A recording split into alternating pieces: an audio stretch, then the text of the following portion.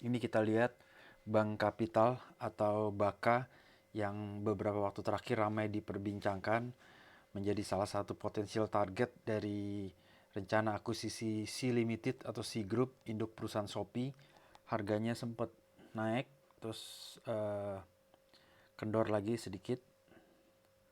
Sebulan terakhir naik 19%. Selain itu ada Bank Bumi Arta atau BNBA yang hari trading day terakhir hari Kamis minggu lalu tiba-tiba naik 25%. Terus terjadi auto reject atas. Kita coba sekarang simak apa yang kira-kira C Limited atau C Group pilih untuk jadi target akuisisi. Ini adalah Komisaris Utama C Limited Pandu Sahar. 200 halaman. Ya, memang begitu laporan keuangan namanya. Kalau saya kalau misal beli saham, saya baca dulu laporan keuangannya. Penuh.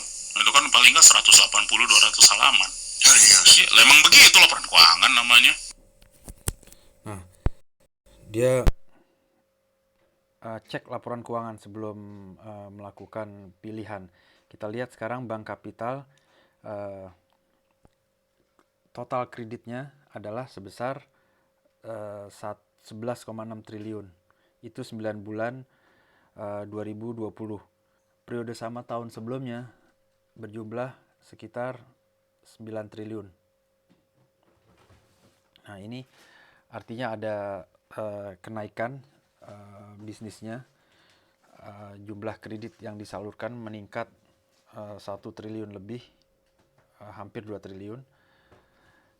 Terus coba kita lihat kualitas kreditnya dari Bank Kapital. Nah, ini untuk kualitas kredit yang lancar totalnya berjumlah sekitar 6,3 triliun. Nah, kalau jumlah yang sudah mulai batuk-batuk atau angsurannya telat mulai beberapa hari sampai sekitar sebulanan, lebih dikit kali ya, itu jumlahnya sekitar 4,6 triliun. Nih kita bisa lihat sini 4,6 triliun.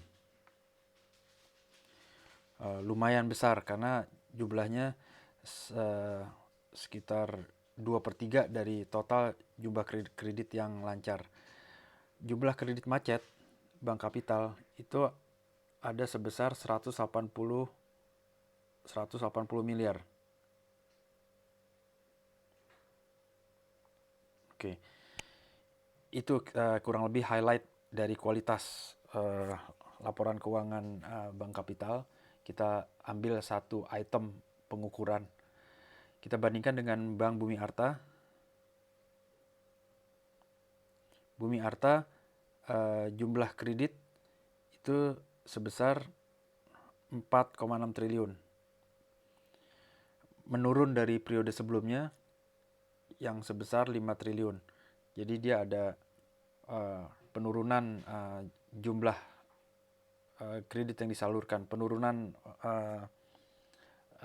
aktivitas bisnis. Kalau kita secara kulitnya aja kita lihat, ini bisa jadi ada kalau kita cek lebih dalam bisa jadi ada kredit yang di write off, kita belum tahu, tapi secara sepintas dia menurun.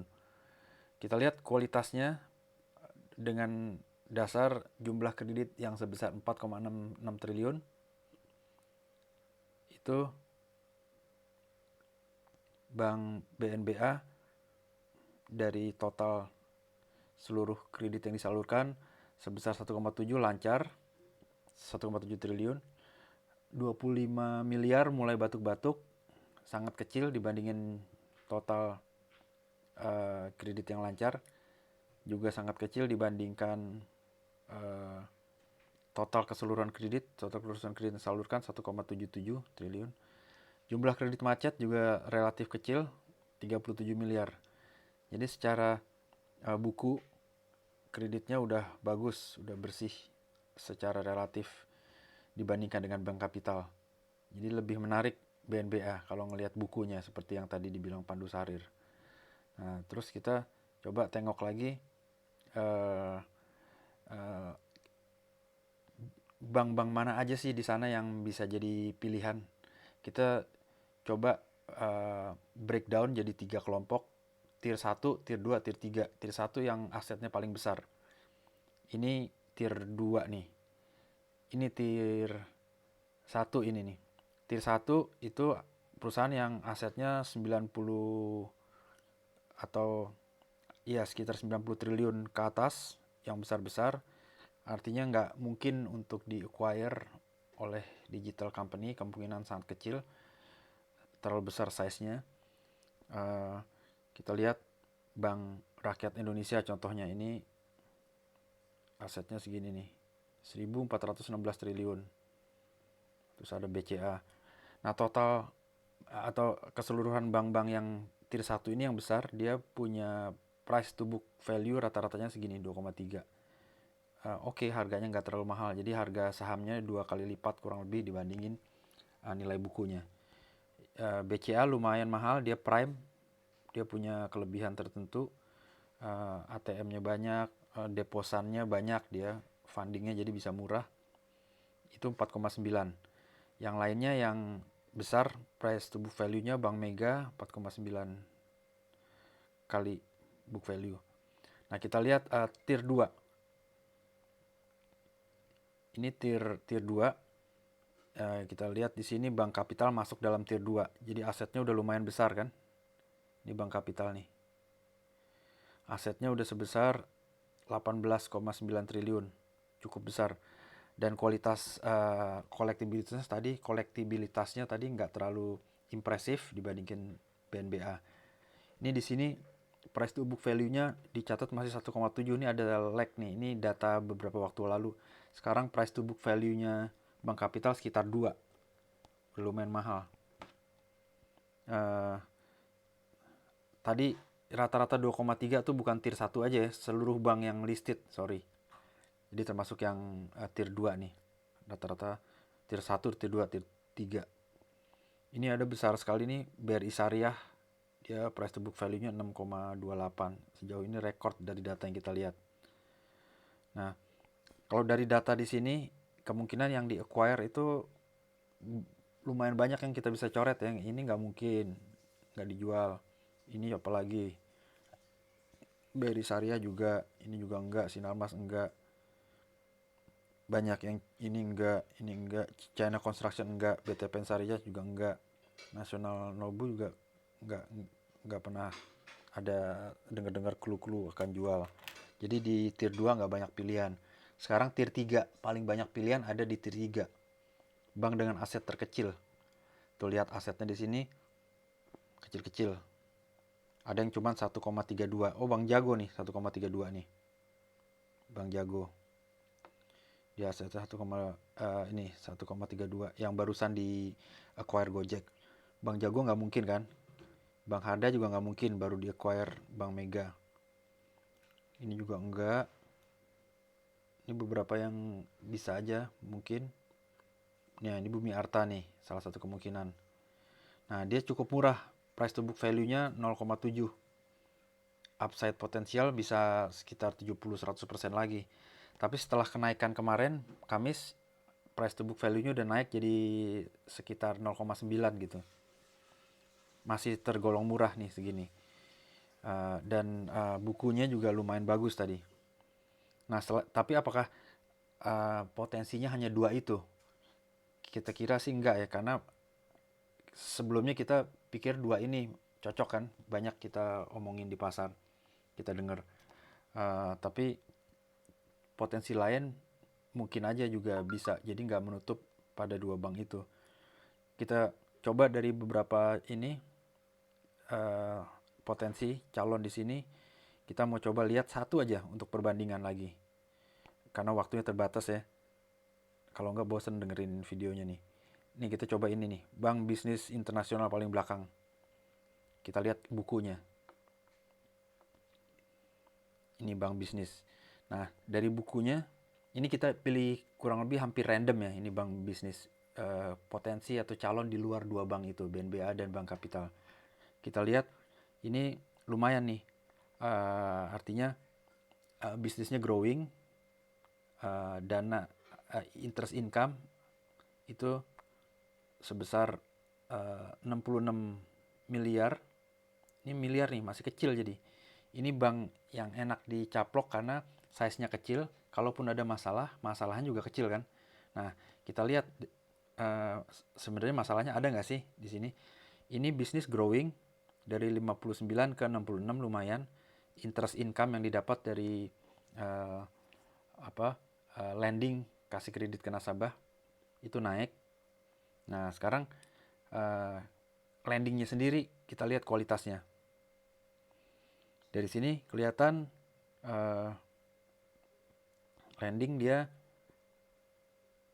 total ini gitu, yang mana nih? Ini ada restrukturisasi kredit ya sebesar segini. Restrukturisasi kredit. Ini jumlah kreditnya. Oh ini nih. Ini kredit nih. Agak ketutup. Itu 629 miliar di bawah 1 triliun. Itu lancar. Lancar. Kalau ini restrukturisasi itu program COVID kan. Karena COVID jadi didorong oleh OJK untuk direstrukturisasi. Ada yang 6 bulan, 9 bulan. Jadi cicilannya dikurangin 90% gitu. Sampai COVID selesai balik lagi ke normal. Nah ini dia bukunya bagus sekali nih. Dari 600 miliar yang lancar. Itu yang lancar ya. Kalau yang udah mulai batuk-batuk, telat beberapa hari sampai hampir sekitar sebulan telat servis kreditnya, itu hanya 46 miliar. Jadi mayoritas besar banget ini lancar. Kalau kita nggak ngomongin yang restrukturisasi ya, ini karena keadaan force majeure mungkin kita bisa bilang. Total kreditnya segini nih. Jadi hampir sebagian besarnya lancar. Yang macet itu kecil banget, cuma 8 miliar.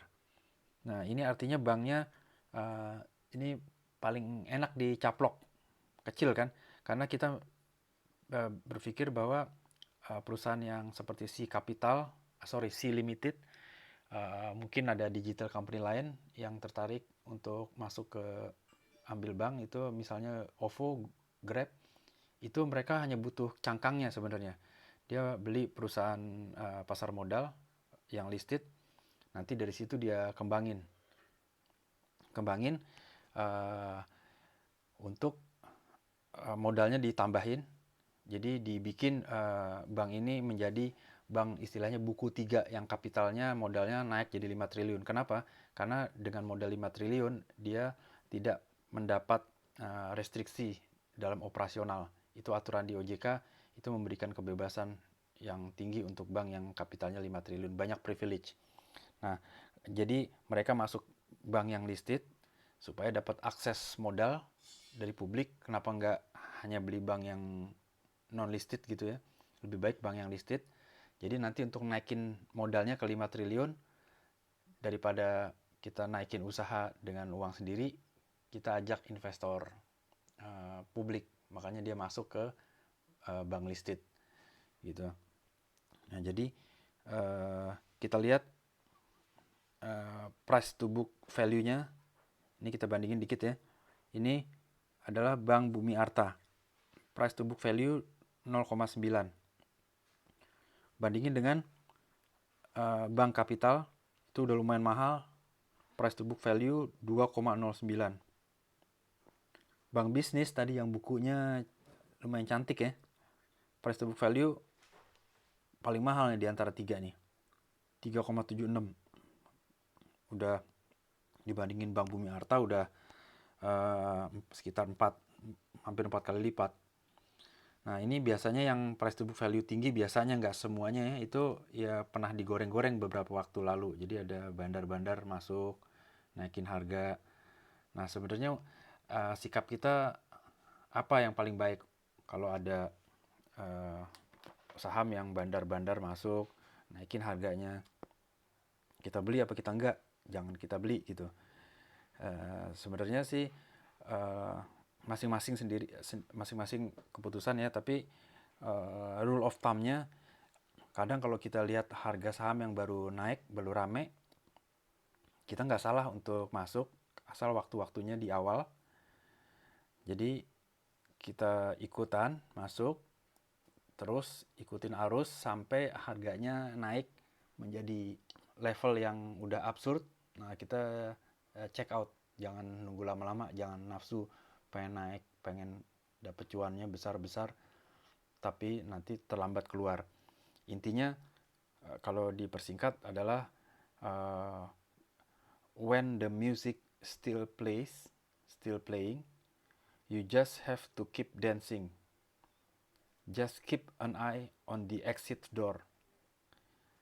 Kita lihat pintu keluarnya di mana. Karena eventually the music will stop. Pada saat musiknya berhenti, jangan sampai kita kelabakan, nggak kedapatan kesempatan untuk keluar. Kita boncos, itu namanya. Oke, itu apalagi yang kita bisa lihat. Oh, ini ada pesan terakhir. Sebelum itu kita lihat chartnya Bank Bisnis. Datar-datar aja selama ini. Sebelumnya dia pernah kemungkinan digoreng-goreng gitu, naik turun kayak gini. Terus datar-datar aja. Ini sempat naik lagi kenceng nggak lama. Bisa sewaktu-waktu bandar masuk lagi sini. Nah, terus kita lihat lagi pesan terakhir dari Komisaris Utama Sea Limited Pandu Sahrir. Bukan pesan terakhir, maksudnya di dalam video ini kita taruh di bagian terakhir ya. Dia bilang, gue beli saham ini kenapa? Karena gue denger begini-begini, beli, gitu kan? What's the point? Dia bilang,